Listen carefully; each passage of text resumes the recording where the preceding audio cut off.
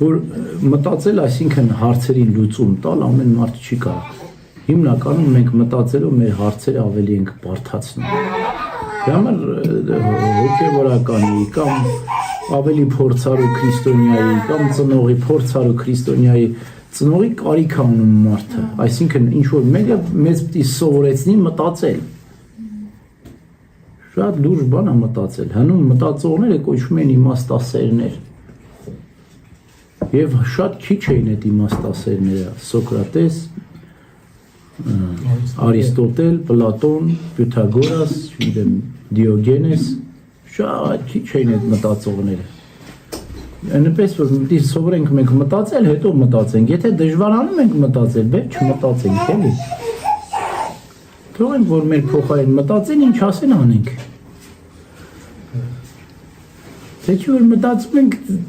ծակ փիլիսոփա ենք դառնում։ Իրական իմաստասեր չենք հնում, տեսել ես ծակ փիլիսոփաները, որ ասենց մտածում են մեկ էլ մի հայտնագործություն արեցին։ Լսում ես ծիծաղը հասկացար։